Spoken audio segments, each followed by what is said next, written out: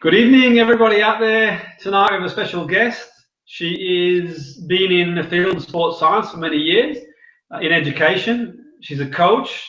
She's making some big breakthroughs and a rising star in the coaching world, as they say. She's fantastic, and it's a pleasure to have her on the show this evening. So, Natalie, thank you for coming on board and welcome to our show this evening. Thank you, Jimmy.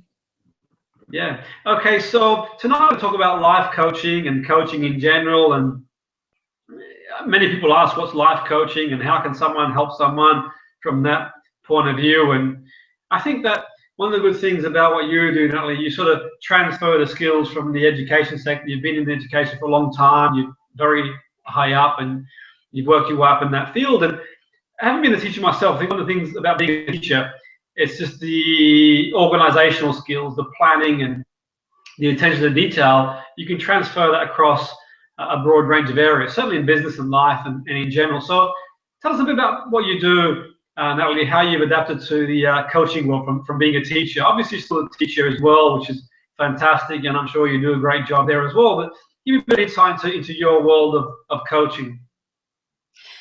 Yes, it's using that wealth of experience you're chatting about there, Jimmy, and looking at specific areas of a person's life, whether it's looking at their fitness, their health, or looking at their family, their time, the whole spectrum within their life, and trying to transfer all my experience into helping those with specific areas within their lives, trying to balance that out. Yeah, I find that really fascinating. You've got a background in sports science, and similar to yourself, when I went to the field of performance, and I went to the field of psychology, and I went to the field of coaching, and so on and so forth, I brought with me a background in sports science, and I found that the physiological side really helped me a lot on the psychological side. I found that the two blended really, really well together. I found that physiologically it was a way to quantify things, and quantifying stuff, as you all know, in the physiological world, how fast you can run and your heart rate and breathing ratios, and the way we quantify things, I felt that it gave me a really, really good starting point in the field of hypnotherapy and therapy and psychology and coaching. Do you find that yourself as well? Do you find that the two can blend themselves in really, really well together? Absolutely, it's merging both of those together and helping people see the areas that might be lacking or they're struggling with within their lives. So it might be hitting that target, or it might be psychologically they can't fulfill their goal because of previous setbacks they may have had. So yeah, I'm there just to facilitate others to achieve certain things within their life. And what sort of things that people come to you for? What would be a classic example of somebody coming to you for help? What would be an example or two?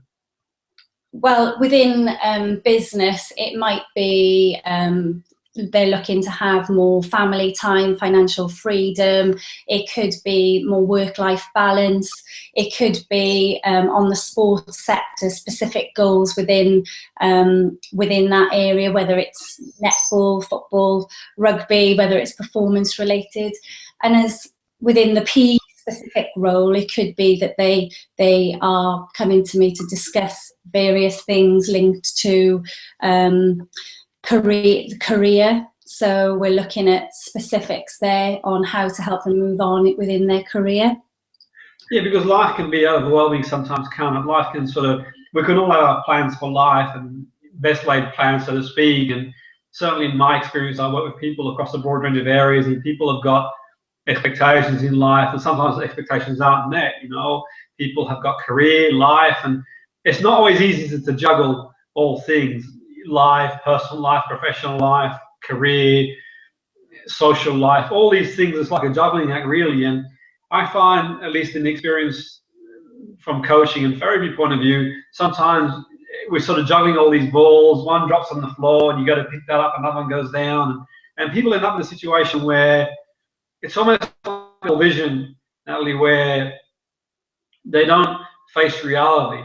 And sometimes we look at various ways to distract ourselves and poor coping strategies to cope with life's demands and life throws things at us. What do you think, and at what point do people come to you? Do they wait till they get to rock bottom? Do they sort of wait until they get to a point in their life where they think, actually, I could be living more? Are they at top of their game? What's a classic case of someone coming to see you? Generally, where are they in their life when they decide, you know what, I'm going to give Natalie a call, can you help me? Yes, quite low actually. Around about the 2 to 3 mark. If you're grading it out between 0 and 10, it's about a 2 or a 3. So they're not actually quite rock bottom, but they're at that stage in their life where they need to do something and they need to make that change. One specific person I'm working with, it was a multitude of things, and not seeing that saying, the wood for the trees, and not being able to see through that because of other factors. And by simply probing specific questions to make change, that really did help that person make major shifts within her life. So that's one example of how over time I've helped that person, and that person is now at a level 7 or 8 in areas of her life, whereas perhaps before it was a 2 or 3. So if you imagine the person as a whole, Jimmy, you've got specific areas of you, as you know, health, fitness, well-being, you're looking at friendship, you're looking at your time, you're looking at your career, all these things, relationships. And if someone is putting all their energy just into the work section of their life, there's going to be other areas in their life which are not being fulfilled, or and not being a primary focus, whereas that could make their life so much better if they were only to focus on those areas a little more. So what should someone do, do you think, Natalie? Should they put all their attention to one area of their life? Should they equally distribute time in different areas? What do you suggest someone does? Because if you focus on work to get as far as you can career-wise, then you're not focusing on personal life, and that might diminish. If you focus all on personal life, then you end up with no career. And do we equally distribute our time across every area? Do we just leave the chance? Do we?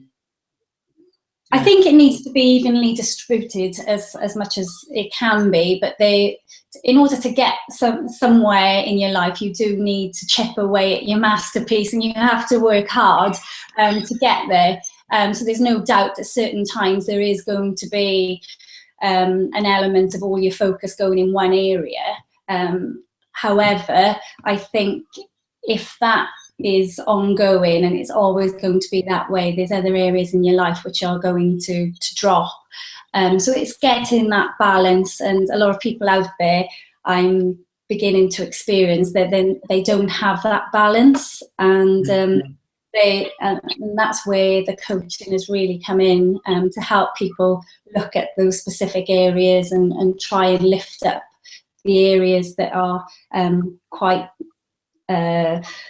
quite low on a scale of 1 to 10 then.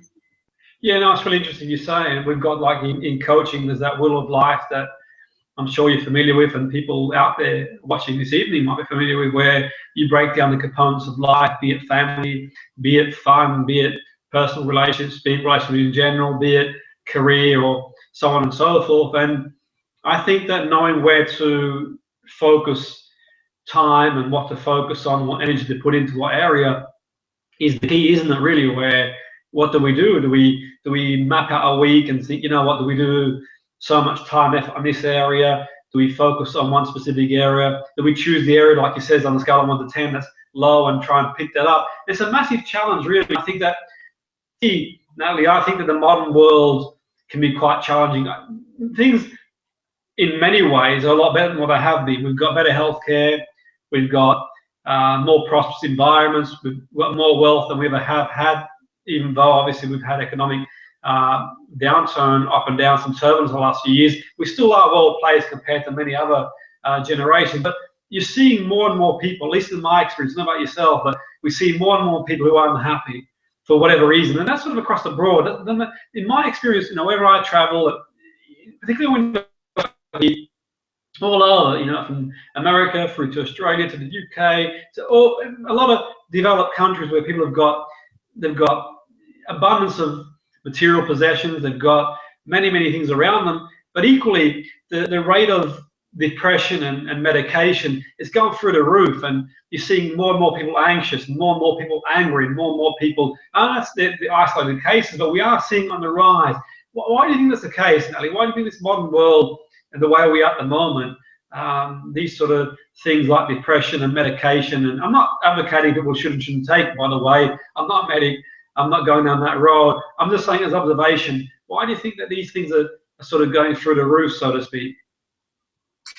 Well, it's a simple life, isn't it, Jimmy? And we're not tapping into, as a country, we're not tapping into the simplest things in life. And our body has got the best pharmacy in the world if only we tap into that. And it's, yeah, some reading I've done recently, but no, it's true. And I think what we need to be more aware of, that, you know, just simple laughter, going out, having fun, and, you know, exercising, eating well. These are all, I know they're very simplistic, but these are the things that we don't do. And the universe at the moment, we're in complete turmoil at the moment with everything that's going on in the world. However, I do think that an individual might get a slight setback in life, and then that's a downward spiral for them, and they can't see a way out. Instead of just gripping life and looking at the positive outcomes from that, so they might have been thrown off in their life. Something might have happened, they're thrown off. They wanted to get from A to B, and it didn't quite get them there as they hoped. Therefore, they get depressed, they get down, they stop exercising, they might start gaining weight for whatever reason that might be. They give up. People give up, and I think that's why they turn to medication and stop exercising, stop believing in themselves. You know, from what I have experienced in my last 20 years of sport and education. Yeah, no, definitely. And I think there's, you know, psychological elements to people going through various things in life. I think, you know, biologically, we now know that there could be a genetic disposition. We know that our mindset, the way we psychologically perceive the world around us, ourselves and others, has a big impact, our beliefs, our values. We also know that socially plays a big impact on our well-being too, our economic status as well, our security, and how we're fulfilling those values. So there are many permutations, and, you know, obviously every case is based on formulation, and it's individualized and tailored for the individual. Yet in saying that, if anyone out there is watching, and know that we've got a lot of people watching out there thinking, you know what, we've got a life coach and an opportunity here to get some words of wisdom. If anyone's sort of going through a position in their life where they feel stuck, they feel lost, and certainly in my experience, I've been a therapist for many, many years, and I've seen all sorts of things and all sorts of situations. But if anyone out there feels that, you know what, there's no light in the tunnel, and they're almost like stuck in a double bind, and if they go one way and they go the other way, and there's no real way to move forward, what, I wouldn't say advice, but what are some tips that you can share that you've done with other people that maybe someone, and I'm not advocating they sort of do what you say and anything else really, but just a bit of an insight in terms of, you know, what if they feel that sort of despair, things that you do with clients that help them, because you've got a lot of energy, you know, you've got a good vibe, and people come to you, and I'm sure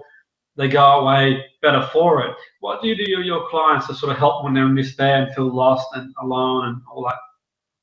Yeah, I think the best bit of advice going away from my clients at the moment, just to give the general public out there, is to write things down, how they're feeling, remove themselves from the environment that they're in at that time, take a notepad and write things down, because it's key, and all the things that they want to achieve in their life. That's one bit of advice, because I think, you know, if you put a time on that, Jimmy, as say, for example, we've heard this and we've read about it in many books, but if you try and write everything down, everything that you can achieve in a year or would want to achieve with your life in a year, put that down on paper and see what comes up, because it's quite interesting. So that's one bit of advice. But my other bit of advice with my clients is just to talk about it, to open up and talk about the goals, your vision, everything that you want to achieve, and just to talk about your difficulties also, any difficulties that person might be experiencing, and looking at ways of bringing clarity to that, find out what they want, and try and look at areas where they become laser focused with various things in their life. So it could be family, it could be time, it could be career, it could be, it could be a loss of a parent, it could be anything really that's affecting that person as an individual. So I think with coaching, it's a fantastic opportunity to share what the problem is, and how to move forward with their life and achieve what they've always wanted to achieve. That's really interesting. And so would you say you have the vision? I think the vision, and the point you make about the vision, is a really, really good one. I think that we need a vision. We need a big picture, really. And it's very easy in life to get focused purely, put the blinkers on, and think that the world around you is the world around you, so to speak. And there's a big wide world out there. Sometimes the change is as good as the rest. Sometimes it's an attitude, a mindset where it's about facing up to our issues and writing things down and seeing the vision. And yeah, the only thing I would say that in my experience, I've worked with clients over many years, it's almost like a treadmill, Natalie, where they're on that treadmill, and sometimes it's hard to see the wood for the trees because you're on this treadmill, you go to work, you come home, you go to work, you come home, and time, as we all know, passes by really quickly, and we never really have time, do we? From my experience, I see people, they go to work, they come home, and I admire for doing that, even people have to go to work and roll their sleeves up and work, yet insane that they don't stop and think, well, is this what I want out of life? Is this me? Is this going to be it? And before you know it, 5 years goes past, 10 years goes past, and it's almost like living in ignorant bliss. And these distractions that we see people, I like yourself, I enjoy watching sport and I enjoy watching films and so on and so forth, but it's got its place. And I think it's also important we work on ourselves. But you certainly see people out there that they'll distract themselves with TV, with other things. They'll live vicariously and live their life for other people. They'll drink, they'll do whatever, and just suppress their emotion and ignore what's going on. How important do you think it is that we are emotionally attuned or in tune with ourselves, that we understand our feelings rather than try and push them away? Oh, it's crucial. That is the crucial part, the emotional intelligence of the person, psychologically, how they're feeling, somatically in the stomach, how they're feeling, surrounding all areas. And I think it's so key that the person understands those feelings within a coaching session as well, because they might not be aware of it, because as you said, they might be shelving that and shelving it and putting it to one side, and they're not addressing why they're so down, or why they are unhappy with their life, or why they're tearful, or why they can't see wood for the trees, because it's something that's building and building and building. It might have been building for several years. When I meet with a client, it might have been building for some time, and it's breaking that down and keep chipping away at that person. Because within a coaching session, I think it's key to ask a number of questions until you get to the specific area of the point. Yeah, that's a really good point. I use this analogy. The analogy I use is like a piece of paper where if you rip a piece, you probably won't notice it, but then you rip another piece, you rip another piece, you rip another piece, and you keep ripping away. Eventually what you get is a mess on the floor. And I think for the most part, most people, it's not that one event that brings them to their knees and they hit rock bottom, because I think that as human beings, we've got a strong spirit. We see people go through all sorts of stuff, and I've had clients come to me who've experienced the most things that you just would never imagine. That you've seen people that way yourself, and they bounce back. I think that human resilience is quite strong. I think what it is it's not so much we want to call them big things, but the things that they grade on a scale really, really high, like the divorce, the bereavements. not wishing that on anybody, and obviously are traumatic, I think generally people do bounce back. But I think it's what goes around that too. The things, Absolutely. yeah. I wouldn't say the little things, but things that we don't sort of take care of. Things that, like you said, are we eating well? Are we exercising? Are we meditating? Are we doing things to rise our energy levels, rise our vibration higher? Or we just sort of going through life on that treadmill? Then we do get a big hit. We struggle to cope. And certainly in my life, and no doubt you do the same, I make the effort to meditate, to walk, to exercise, to eat well while I can. I've got a balance in my life. I like to eat certain types of foods too. I'm not meticulous. I don't, but I eat well majority of the time, 80-20 rule. And when something does come along and the big hit does hit, and it's like, okay, let's have it, let's bring it on, so to speak. And you can rise to the challenge, you know. Do you find that sometimes people, they neglect themselves, and when a big hit comes along, it brings them. And then they can't cope.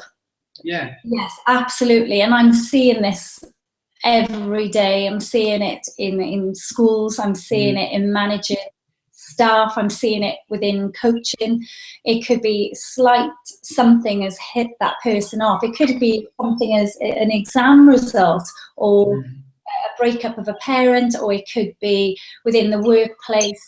It could be that somebody has not been seen or heard for whatever reason, and that throws them off because everything goes down. And I think you're right. If something's not quite right, Jimmy, in their life, in terms of looking after themselves and doing things for themselves, they're not fully prepared, or they don't have the resilience then to cope with these areas. Yeah, the human being, the nature of the human being the way we are wired up, we tend to notice the danger first of all. So we get up in the morning, and every morning is a new day. It's a fresh start to go out there and start moving our life forward. And the human being the way it is, I suppose our primal brain that sees danger in various situations to keep us safe, the fight, flight, freeze, the amygdala.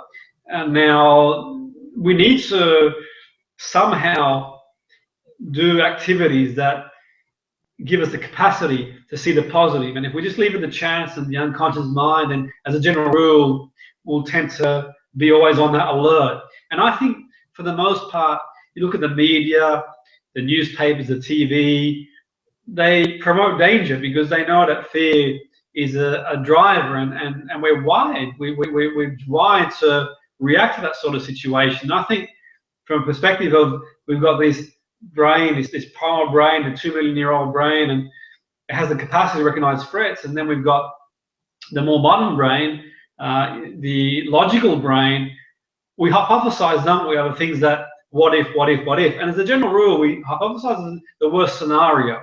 Most of our worries are never going to happen anyway. And I think for the most part, for me, I don't know if you've incorporated yourself in your coaching, it's not so much mindfulness in so many words. It's just purely surrendering to the moment, where sometimes you can have the most beautiful moments and we're losing it because we're thinking, okay, what's going to happen tomorrow, next week?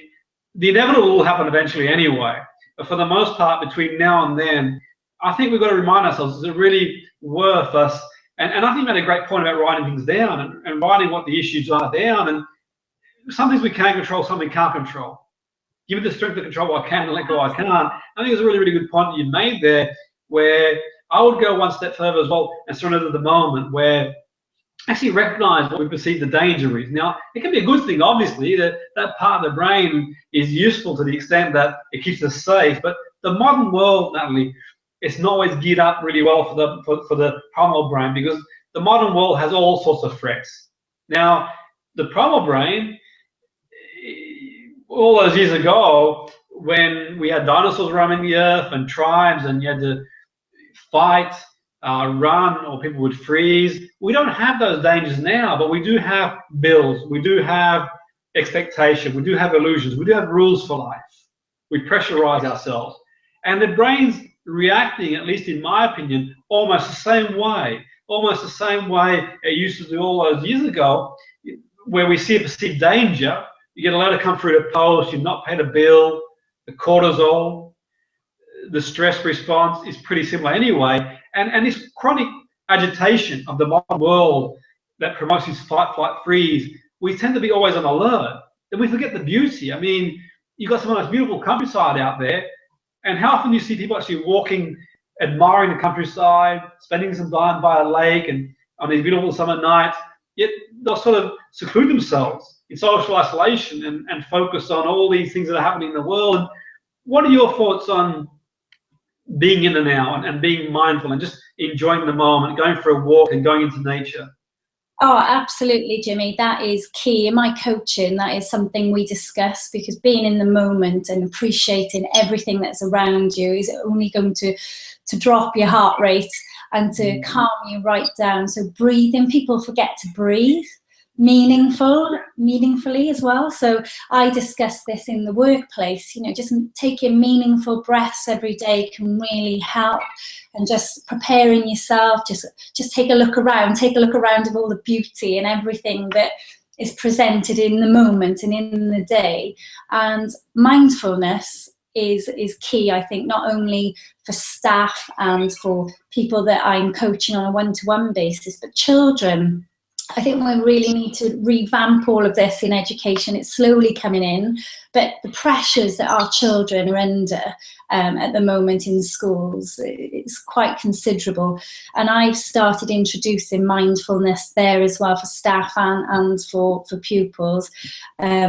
Lots of like life skills, life projects and so on. And we did a fruit mindfulness and a chocolate mindfulness to get them sort of interested and to get them thinking about breathing and enjoying the moment, so that when they go into adulthood and they tap into those areas of their life. So for example, if they're getting particularly stressed in exams, or when they then go on and have amazing careers, they always remember, hopefully, that time in school where they took meaningful breaths, or they had a mindful moment within school, or that learning to help them in the future. But with my one-to-one clients, I discuss mindfulness and just audio. I know you've got a multitude of audio videos and audio CDs, Jimmy, which is would be really good for everyone. And I use that with my clients and say, tap onto this because it's really helpful.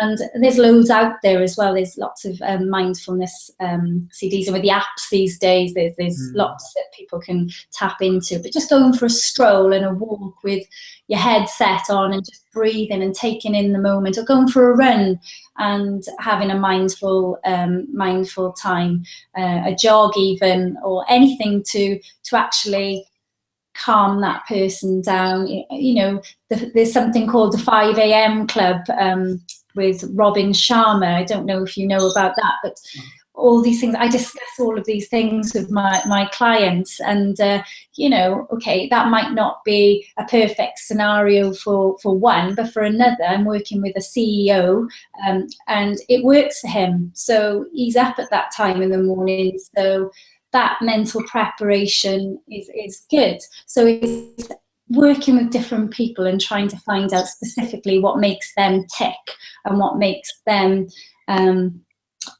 sort of do the best and creating their masterpiece for life, you know. So what will help them reduce their stress levels in the workplace.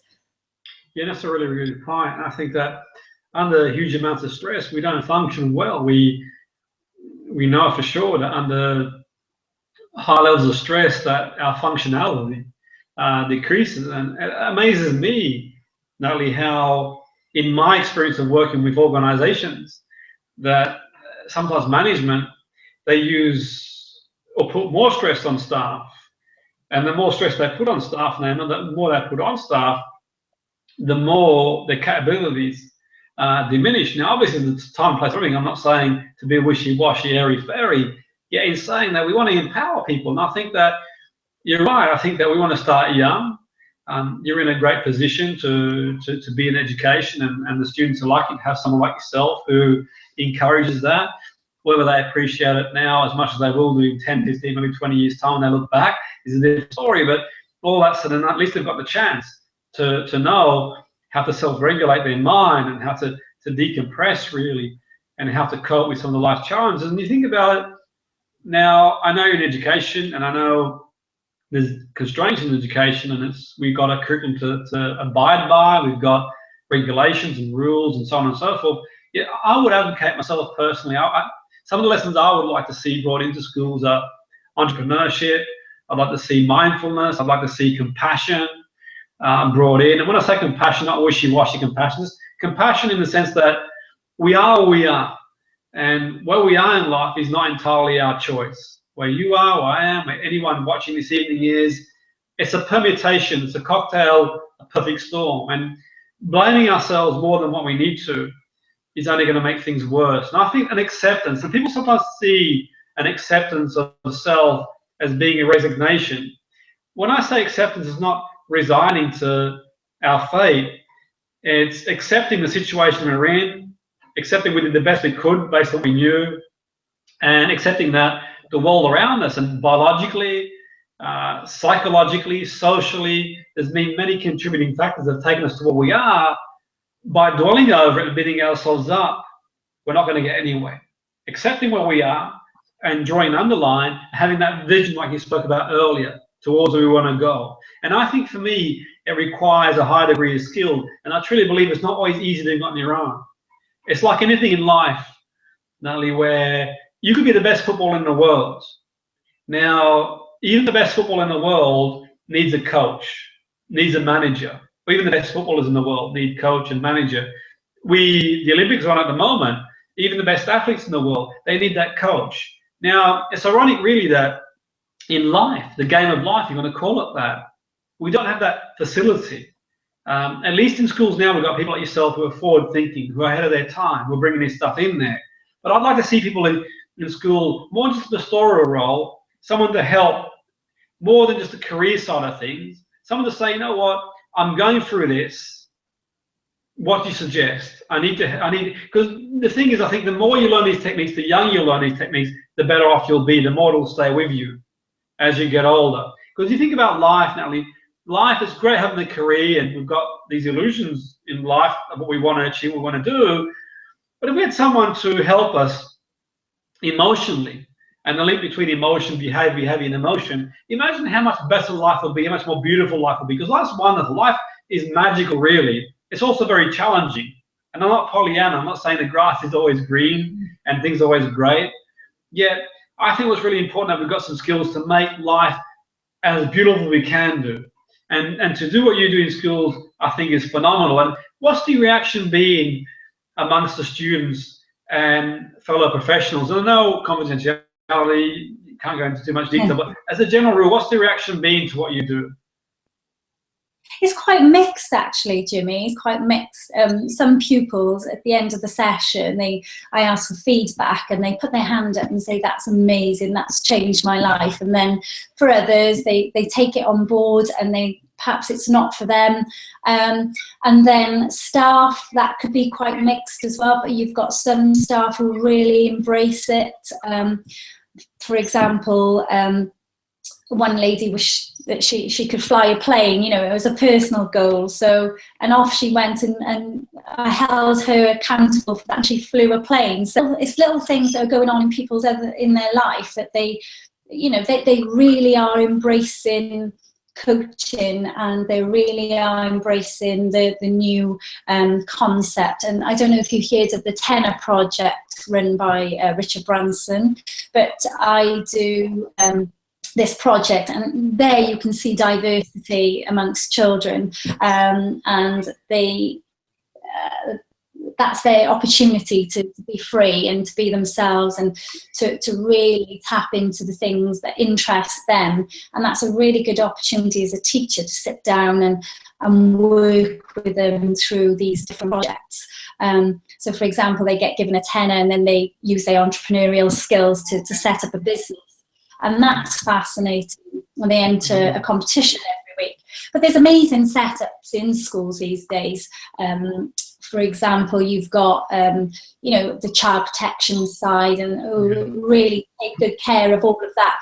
But equally, by bringing in coaching, I'm really seeing the benefits of that with specific children. And, you know, just music, you know that children and adults are auditory, I don't know if you've heard of BAC, auditory kinesthetic, visual learners, but it's tapping into all that side of the children as well. So I think by doing that through coaching, you really do begin to see the children or the child flourish in various areas, because everyone's specific and everyone's different.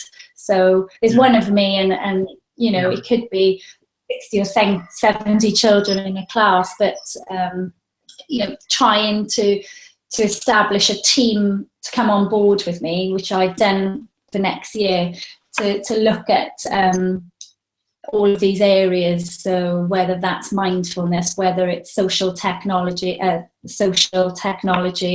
as in, you know, all the social media side of things, looking at exam pressures and how to help a child through that, which is very different. I've worked in both state and the private sector, and the challenges are very, very different, as you might know in sport as well.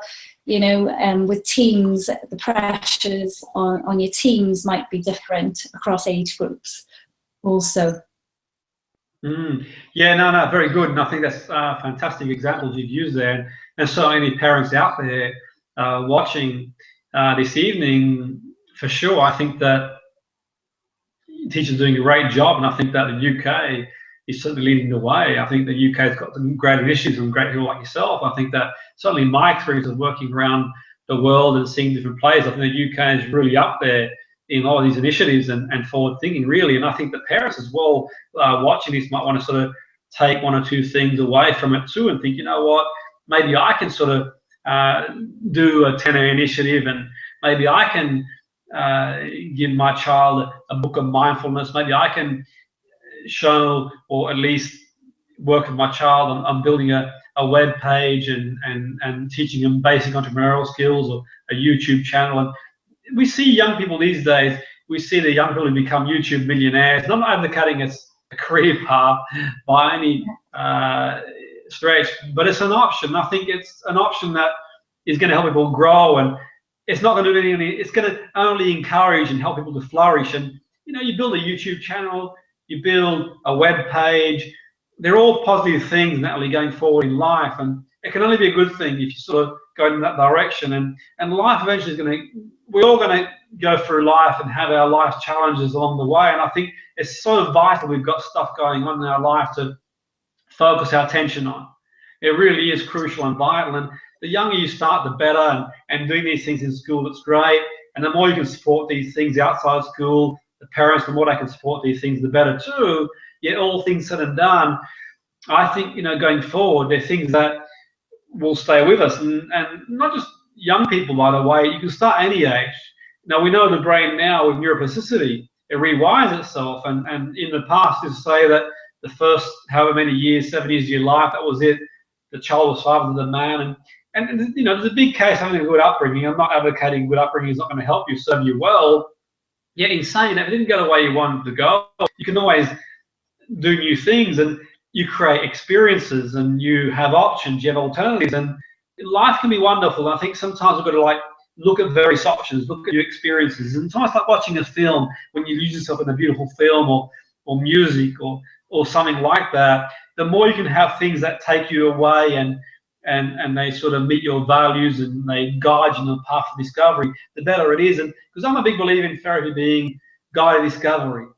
Now, I know that that's part of the way we teach young people in schools and sports, certainly. But guided discovery for me, I had a guy on a course, he worked in rugby recently, and he said, what's all this guided discovery stuff? What's all this all about that they're using these days in the curriculum? I said, well, to cut a long story short, I said to him this, okay, let me put it this way. If I demonstrate to throw a rugby ball and you stand with me, now you can copy me and you'll learn. You come back next week and I say throw the rugby ball, you're waiting for me to show you again, your retention. If I say to you, here you go, let's play.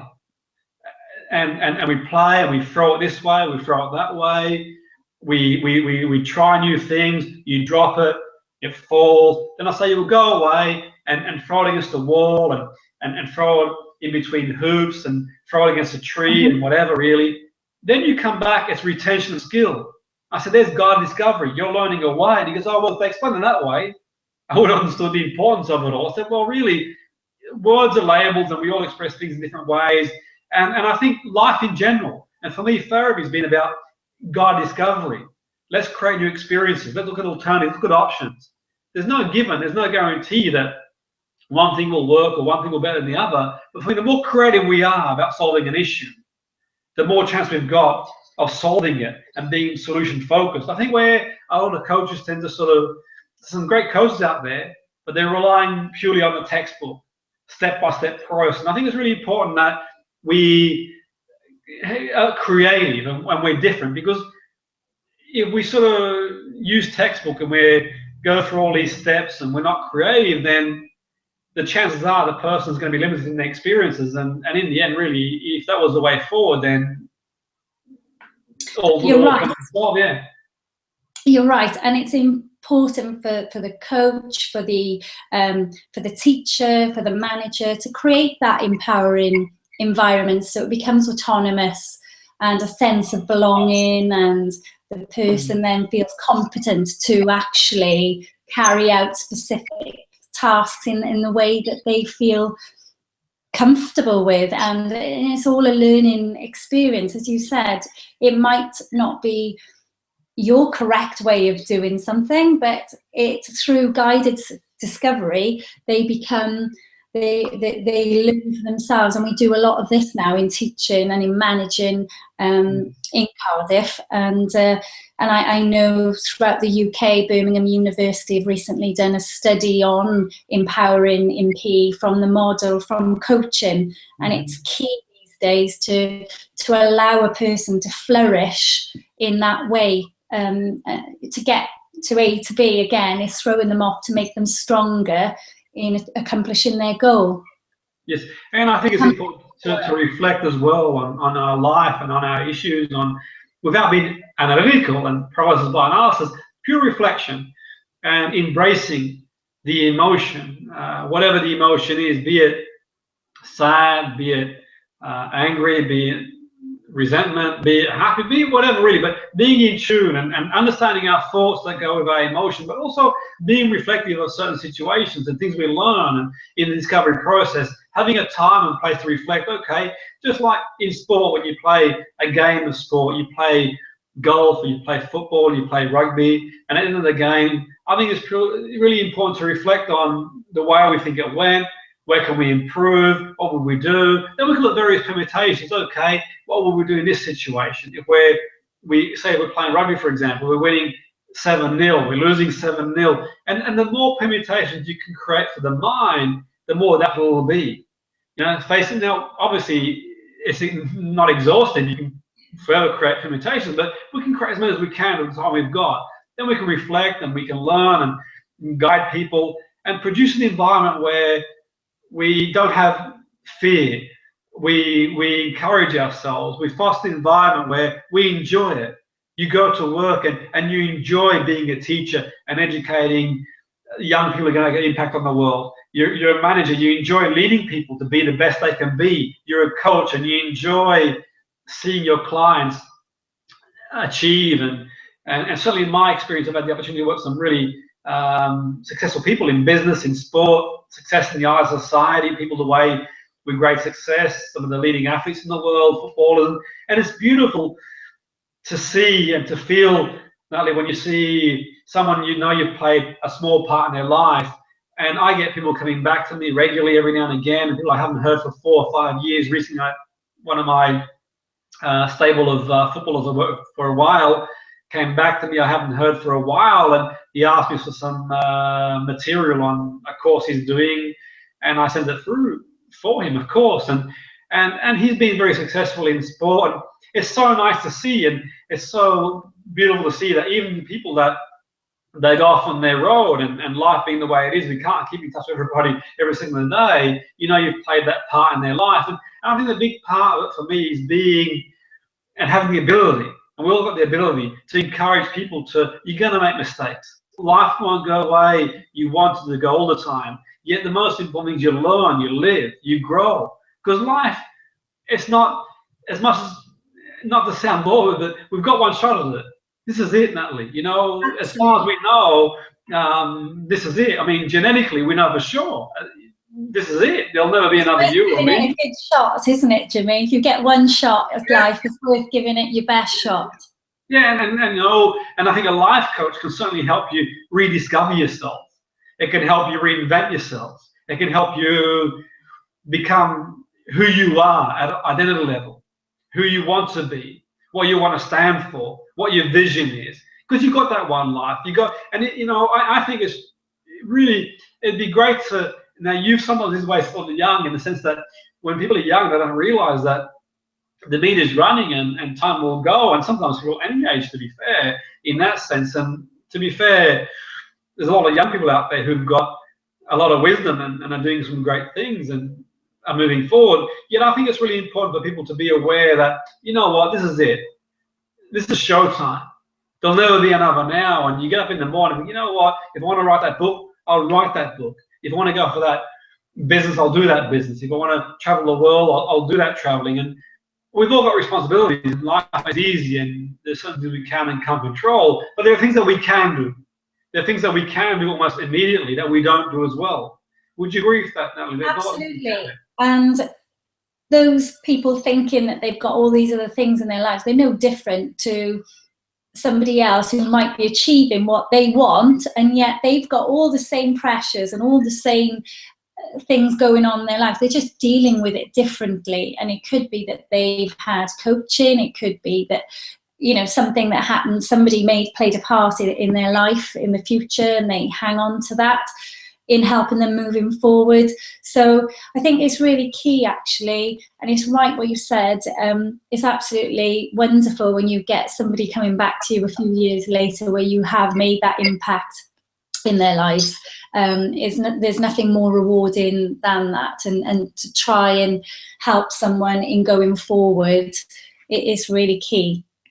Yeah, I think it's, you know, beautiful and wonderful to have the opportunity. And I think that, you know, being a coach or a therapist or whatever, really, any position, whether you're a teacher or any position where you have influence over people's lives and you can touch lives, it's a great privileged position to be in. And I think that sometimes it can be one word or conversation with someone can go a long way towards seeing life differently, and you change the perspective, you change your world. And someone's got the blinkers on, and seeing someone who's got the experience in life, seeing someone who's got the tools and techniques.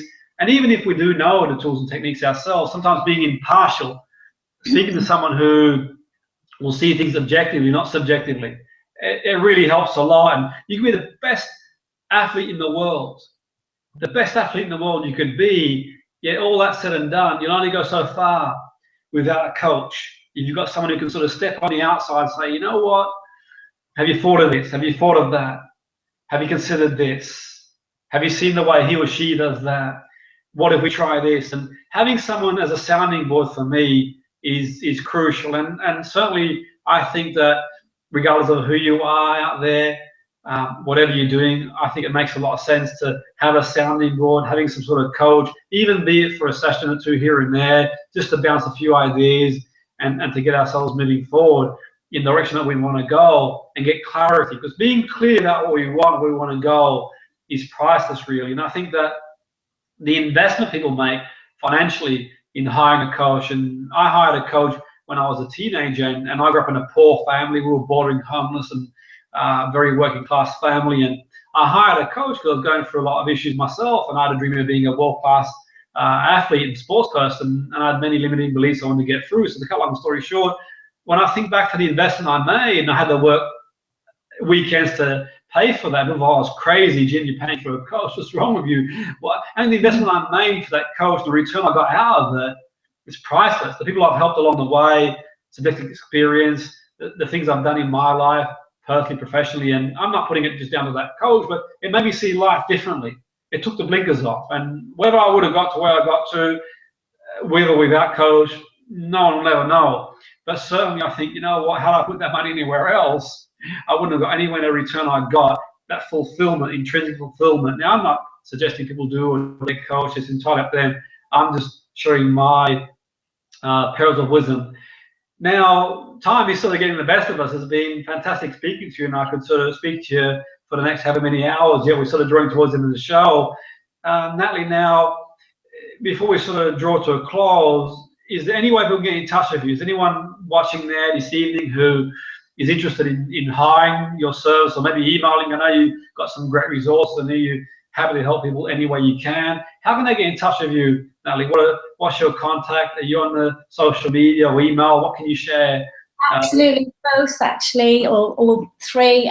Email at nataliewoodcoaching@gmail.com, and I'm on Twitter at nwoodcoaching, and also I've got a website which is up and running. It's still under a little bit of construction, but nataliewoodcoaching.com.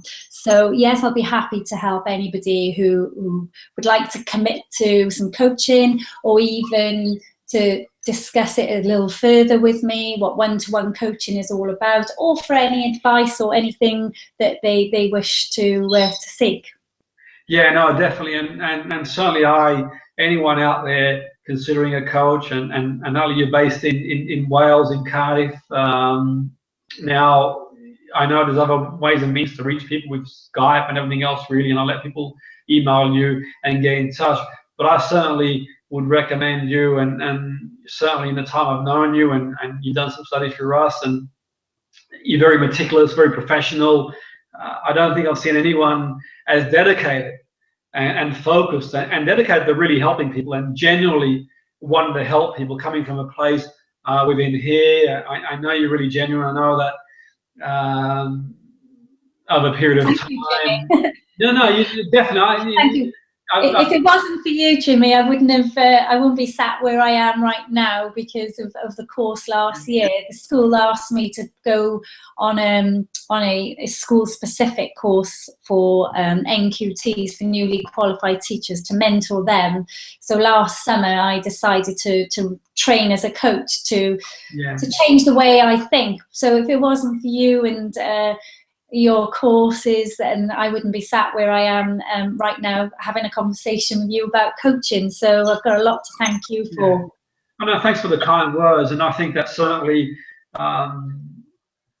it's down to how much you really want it, and I know from our communication that you're really dedicated and you're very passionate about helping people across a broad range of areas, and I know you love your sport. There's any sports people out there, and people, certainly young people who are in an academy program in a football team, and just looking to sort of find their way in life. It's not always easy when you're in an academy and you're playing youth football, and you've got, all of a sudden you've gone from being an apprentice to a first-year pro, or you've been playing part-time to full-time, and you're sort of trying to make that transition. And certainly someone like yourself would go a long way, and certainly having worked in the high level sport myself, the young people I work with would find someone like yourself invaluable, really, to help direct themselves to where they want to go. And I think with the sports science background, understanding of the physiological components, and understanding of how people periodize their training, get the best out of themselves, it goes really hand in hand. So certainly anyone out there looking to get the extra edge in the fine line and the marginal gains that we look at, the attention to detail between success and failure, certainly someone like yourself would be invaluable to anyone making their way in the world. So I want to thank you again for coming on board the show, Natalie, and certainly we'll keep in touch, and certainly anyone out there would recommend to get in touch with you. And thanks again. Have a great evening and a great rest of the week. Thank you. Thank you. We'll be in touch soon.